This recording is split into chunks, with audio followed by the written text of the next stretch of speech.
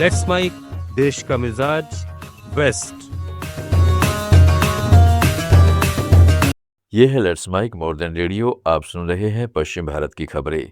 कांग्रेस नेता राहुल गांधी के 22 अगस्त को पुणे में होने वाले छात्रों की गूंज कार्यक्रम के लिए पुलिस ने 30 शर्तों के साथ अनुमति दे दी है।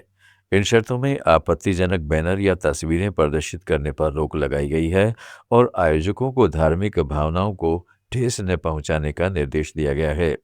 छात्रों की गूंज कार्यक्रम विशेष रूप से छात्राओं के लिए है, जहां शिक्षा, सुरक्षा, समानता, प्रतियोगी परीक्षाओं और कैरियर के अवसरों जैसे मुद्दों पर चर्चा की जाएगी। पुलिस की 30 शर्तों में से एक यह है कि आयोजकों को किसी भी प्रकार की आपत्तिजनक छवियां, चित्र या बैनर लगाने की अनुमति नहीं है और यदि कोई अप्रिय घटना घटित होती है तो वहां कानून व्यवस्था की स्थिति बिगड़ती है तो इसके लिए वे जिम्मेदार होंगे। वंदे मातरम पर कांग्रेस के प्रस्ताव को लेकर महाराष्ट्र के मुख्यमंत्री देवेंद्र फडणवीस ने आज नागपुर में कहा है कि ये संविधान विरोधी निर्णय है। अब भारत में अंग्रेजों का राज नहीं है। स्वतंत्र भारत की संसद ने जो निर्णय लिया वो संवैधानिक होता है और उसके फैसले को नहीं मानना गुलामी की परंपरा को कायम रखना है।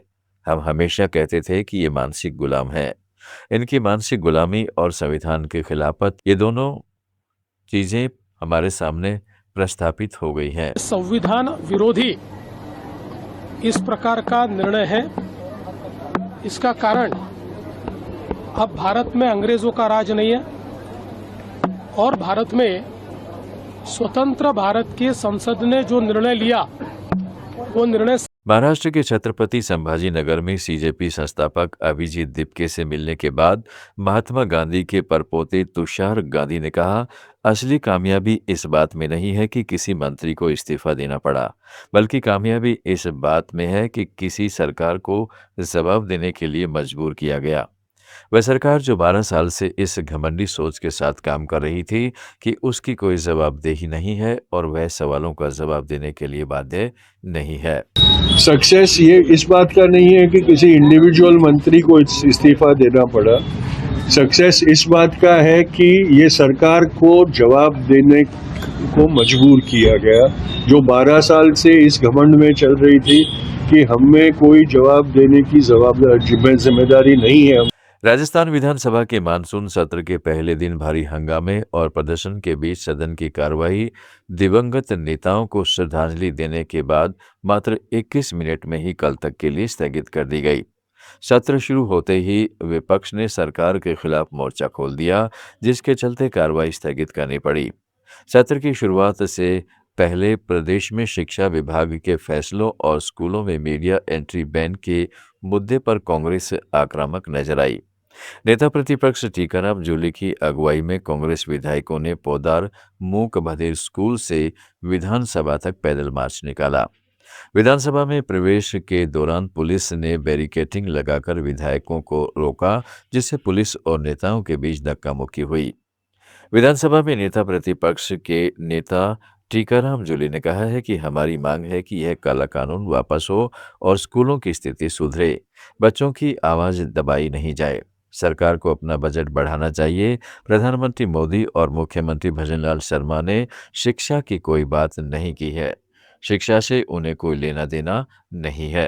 बच्चों की आवाज को दबाया नहीं जाए, उनको सुना जाए।